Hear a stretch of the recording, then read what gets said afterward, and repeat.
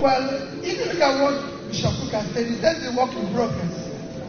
Let me follow my brother when he said about 1999. If you look at where we are today, it's like they started in 1999, laid the foundation.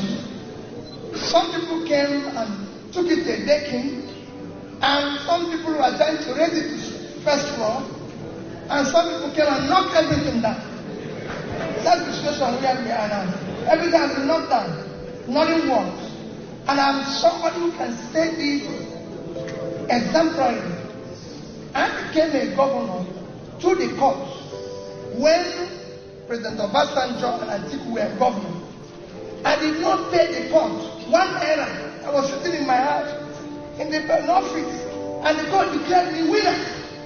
When a governor is not student, it can't happen in Nigeria today. When I was being impeached, the president sent people to come and intervene on my behalf. Ken Naman came begging House people not to impeach me. Today, the president impeaches the person. So that is the thing that collapse. They were begging my house not to impeach me. And they were PDP. I was in Africa. And they were begging. President was calling me and said, Peter, are you okay? Even when I was impeached, President Obasanjo called me and said, are you okay? Are you safe? When I go back from the court, when court eventually declared me under Nduba, President Yaradua called my phone in London and said, congrats. I said, President, I can't come back because, if I come back, these people, he said, tell me the flight in which you're coming back. And I told him, when I came the first time, military people came to receive me at the airport. I couldn't believe it. I took it straight to him. Now the president will ask me not to come back here again. So it's failed. Let's not talk about it. Let's talk about how we are going to do it. It's collapsing.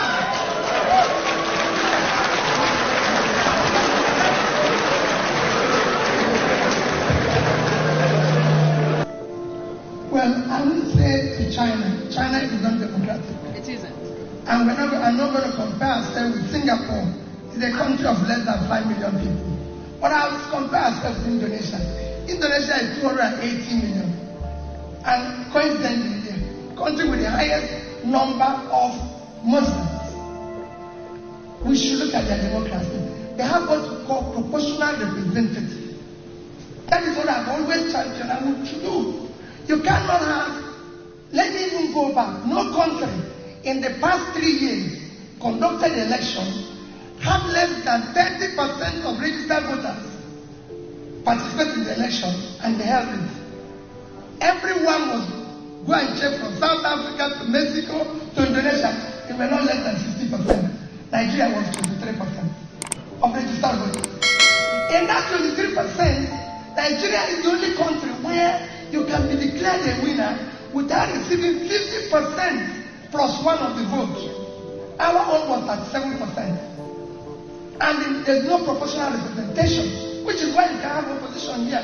Because if you had that, what is it wouldn't have happened? Because the person there now has 7% of the vote, call it 40. In the Senate would have had 44 members. PDP, with their leader, would have had about 34 members, and Labour would have had 24. In fact, we should have actually formed government. You cannot have a minority person sitting in government with everything, chasing everybody out, destroying everything. We must change it and have proportional representation so that they give us solution. That is how it works. And when we do that, go and see it in Indonesia.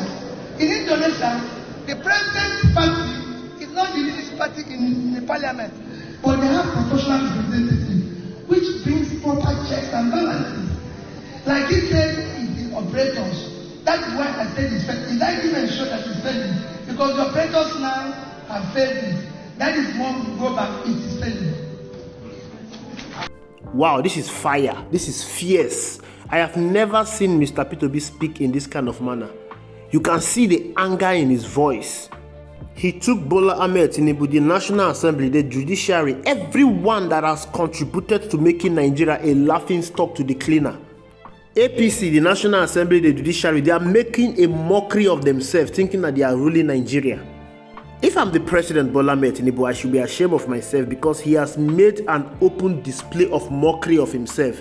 I don't think Bola Ahmed Tinubu deserves any respect from anyone in Nigeria. And I think what he just did was to correct the senses of those who are saying that Nigeria is work in progress, that our democracy is work in progress. There is nothing like work in progress in Nigeria or in our democracy. Everything has crumbled. Everything has been destroyed by the APC-led government. I remember vividly about the 2003 gubernatorial election in Anambra State. That election was announced to have been won by Chris Ngige of PDP. But yet, Mr. P2B said no, that election was rigged in favor of Chris Ngige. And he went to court to challenge Chris Ngige of PDP. PDP was a ruling political party then. Obasanjo was the president. Mr. P2B was in APGA. He went to court and challenged the ruling of PDP in Anambra State. And the court gave him victory. That was the first time anyone won in court against PDP in Nigeria. Mr. P2B broke that jinx. The reason why it happened is because democracy was in place. Our democracy took shape that period. He also narrated that when the House of Assembly wanted to impeach him, Obasanjo, a PDP president, begged the House of Assembly that were made up of PDP House of Assembly members not to impeach an APGA governor. Ken Nnamani was a Senate president as of that time, a PDP senator, also joined in begging his PDP colleague in Anambra State not to impeach an APGA governor. When he was returned back by the court, you equally heard him say that Yar'Adua sent the military men to accompany him back to Nigeria. The reason why all of this happened is because our democracy there was very strong and it was functioning.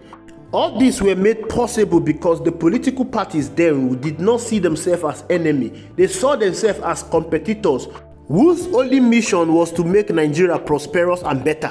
And that was evident in the way Nigeria was. Nigeria was better, far more better than what it was today under President Olusegun Obasanjo, Yar'Adua and Goodluck Ebele Jonathan. Our democracy was thriving. All our institutions of state were thriving. The National Assembly was very robust. Our judiciary was very independent. Just imagine all the ordeal that Mr. P2B went through during his time. Imagine if he went through all of this under APC regime, under President Muhammadu Buhari, under President Bola Ahmed Tinubu. Just imagine what would have happened. This is to give you a clue of how we have retrogressed as a nation. This is to give you a clue of how our democracy has been bastardized by the APC-led government.